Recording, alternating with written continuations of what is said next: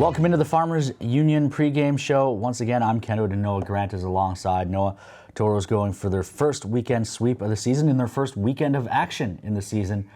An interesting win. You get 2 points last night. 2 points is always 2 points, but I don't know that last night's game went exactly the way the coaching staff would have wanted. Yeah, kind of a weird game in terms of a couple of aspects. Number one, you have essentially a game where the Tauros largely outplayed Aberdeen, I would say, but at the same time, it wasn't overwhelming by any means. So a lot of shot volume, a lot of opportunity. Now you're trying to get to the middle of the ice and be a little bit better tonight. Yeah, you would have liked not as tight of a point spread. You would have liked to win that one in regulation, but a victory is a victory. And again, a great home crowd behind them, able to help move them on. You know, shot attempts, 80 for the Tauros, only 32 for Aberdeen. Shots on goal, 39-19, reflecting those shot attempt totals. Aberdeen did block a ton of shots and kind of jammed up the middle, but really, I mean, goals from Casey and Lettinen, a couple of good goals for the Tauros, but both were answered back by Aberdeen relatively quickly. Yeah, they certainly were in a couple of seeing eye shots. A goaltender that was beaten, Brady James, who otherwise had a really good night. Actually, both goaltenders on either side had really good nights, and unfortunately, 2 perfect pucks against a goaltender for Brady James that he didn't see a whole lot of action. So to not see a lot of pucks, great defensive effort from the Tauros, and then the 2 shots that go in are almost perfect shots.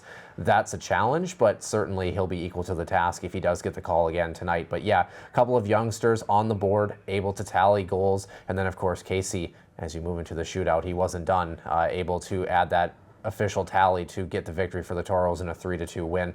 Overall, it was a great night. Good to see the youngsters step up, and I thought from tip to tail, the Tauros had a very complete effort, all things considered. Now you just like to see them elevate their game to the next level. You know, one thing I don't think the Tauros can count on tonight like they got last night was 7 power play opportunities, including 2 5-minute majors on Aberdeen.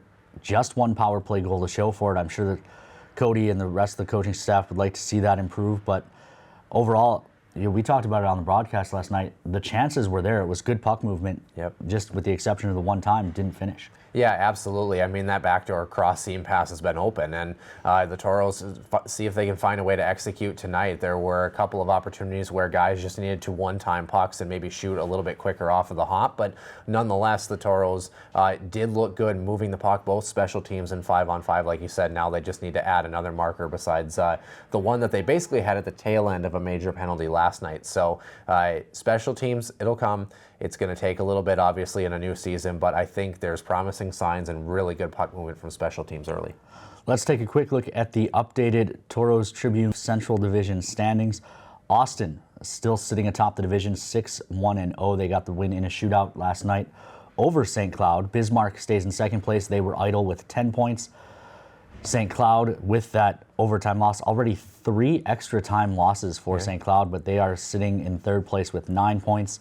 The Tauros, a better win percentage than both Bismarck and St. Cloud, who are ahead of them, but with only 5 games played, 4-1-0, 8 points on the season for the Tauros.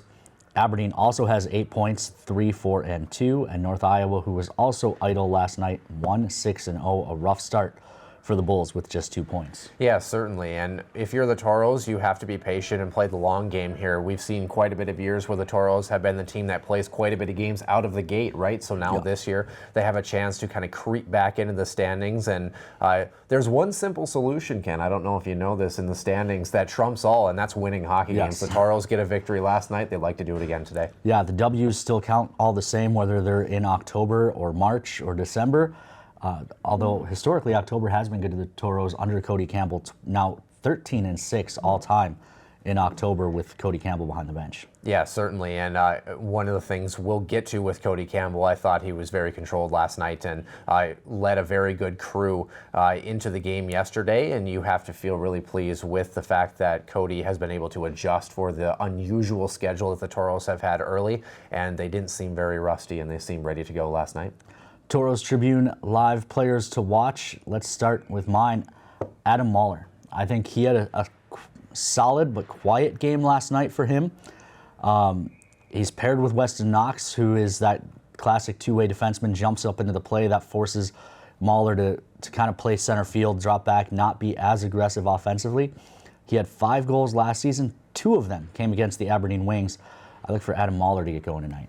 Yeah, and on the forward side, I've got John Emmons, a guy who, again, kind of had a quiet game as well, too. And when you look at John Emmons and what he brings to the table, he's a great 200-foot centerman. He's someone who is able to play on both sides of the puck. And last night, he was a real strong driver of possession. I thought he was someone that, even though he wasn't a score sheet aficionado, so to speak, he was someone who was able to carry the puck in, establish a forecheck, establish that offense. Look for him to maybe either set up a play or find the back of the net himself.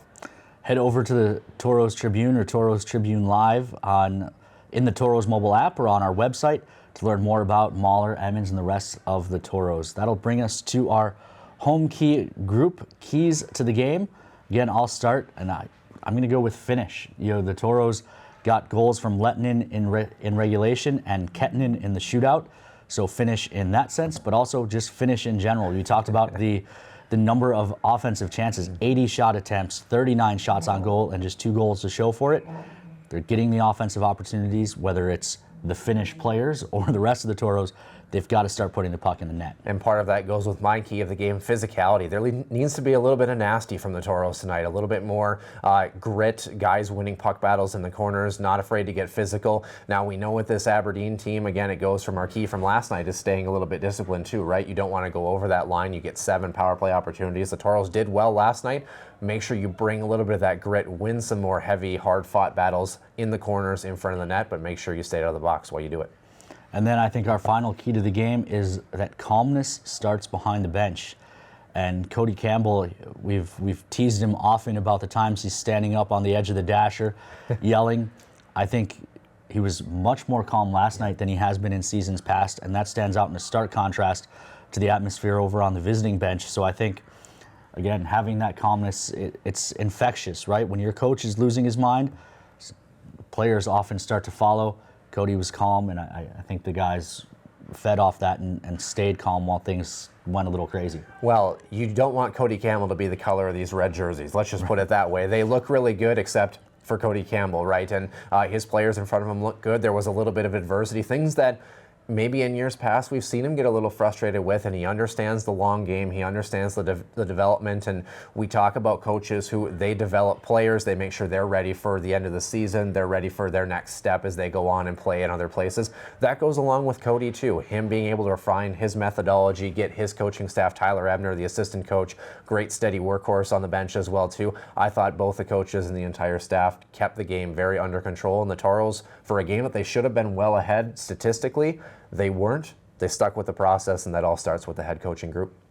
Another thing to look at, of course, start of a new home season, lots of fans in the building, a nice new win, and also New Year of merchandise.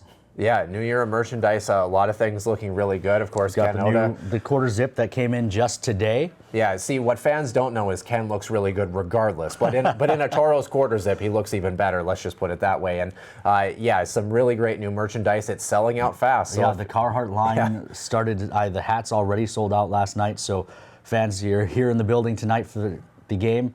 Make your way over to merchandise to see. We've got, I believe, 12 new hats in. So lots of new stuff. Go check it all out. And last thing before we wrap up the Farmers Union pregame show, the other thing you need to do, whether you're here in the building or watching on NATV or on the Facebook feed, jump into the Tauros mobile app, play all of the games, check in to win. But the Four Bears Casino and Lodge Sportsbook over-unders. Noah, let's get your picks. The first one, total shots on goal. We've got it set at 30.5 for the Tauros. Again, they had 39 last night. Yeah, I'm going to go with the over there. I thought offensively they kind of had their way with Aberdeen. It might become a more physically, tightly congested game through the neutral zone, but I feel like the Tauros are going to continue with that effort. I think they're going to be solid, and I think they get over 30.5 shots tonight. The second over-under, the Aberdeen Wings second period penalties, we're setting it at 2.5. Boy, that's a challenging one. My heart hopes that it's an over. I think as far as statistics, I'm going to go with the under. If you're going to have 3 penalties in a period, that's quite a lot. I'm sticking with the under, but hey, I'm not the most proficient sports bettor in the world, so it's up to you. And the final Four Bears Casino and Lodge Sportsbook over-under for tonight is total fighting majors. I set it at 1.5. Basically, do you think we're going to see a fight or not? Oh boy, that's interesting. I'm I'm going to leave that one up to the fans. I think we know what the fans want. I know my personal opinion. I'm going to keep that to myself. Fans, what are you thinking here? Go check it out in the Tauros mobile app for Four Bears Casino and Lodge over-unders. One winner every game who gets all 3 questions right gets themselves a stay-and-play package out at Four Bears for an evening. It includes dinner in the restaurant, some free play on the slots, and I believe a bet in the sports book as well. So, go in, try and get all 3 right, free to play, and who knows, maybe you can win. Yeah, would be awesome. I'm still waiting when you're going to buy me dinner, but I mean, that's another story entirely. Maybe we can do so if we win some money from Four Bears Casino. Exactly. So that'll do it for the Farmers Union pregame show. We'll turn it over to Ben Lifto and the PA for the start of tonight's game.